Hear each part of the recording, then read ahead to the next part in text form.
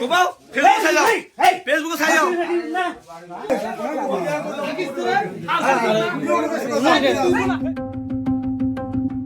পুরো বিশ্ব যখন মাতোয়ারা বিশ্বকাপ ফুটবলের টানটান উত্তেজনায়, ঠিক তখনই নীলফামারীর এক প্রত্যন্ত গ্রামে ঘটে গেল এক চাঞ্চল্যকর ঘটনা। আর্জেন্টিনা ও স্পেনের ফাইনাল ম্যাচ নিয়ে যখন সবাই প্রজেক্টর ও টিভির পর্দায় বুঁদ হয়েছিল, ঠিক সেই সুযোগেই দুই সন্তানের জননীর খালি ঘরে গভীর রাতে হাতে নাতে ধরা পড়ল এক যুবক। মধ্যরাতের এই অনভিপ্রেত ঘটনায় মুহূর্তেই উৎসবের আমেজ রূপ নেয় তীব্র উত্তেজনা ও তুলকালাম কাণ্ডে।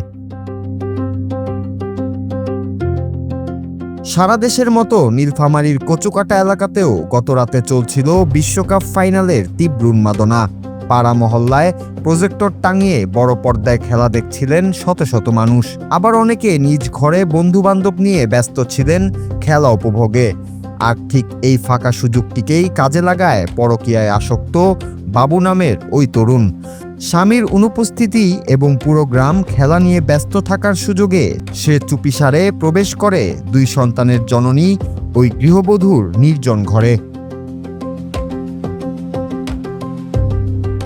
দীর্ঘদিনের গোপনে পরকীয়া প্রেমের সূত্র ধরে রাতে ঘরে ঢুকলেও শেষ রক্ষা আর হয়নি। বিষয়টি টের পেয়ে যান কয়েকজন গ্রামবাসী।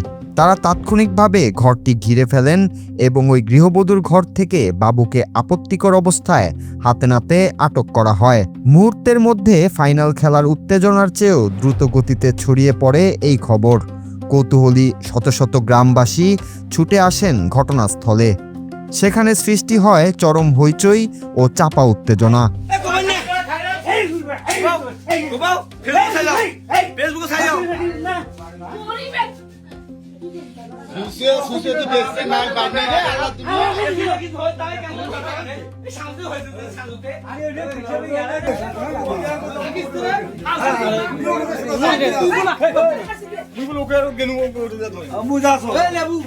বিশ্বমঞ্চের উন্মাদনার রাতে এমন এক অসামাজিক ঘটনা পুরো এলাকা জুড়ে তীব্র আলোড়ন সৃষ্টি করেছে।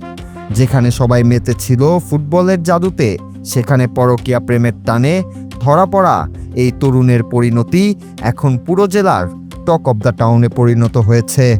ফাইনাল খেলার ফাঁকে এমন গোপন অভিসারের ঘটনা যেন সামাজিক মূল্যবোধের এক অন্যরূপই সামনে এনে দিল। Bangla TV news desk.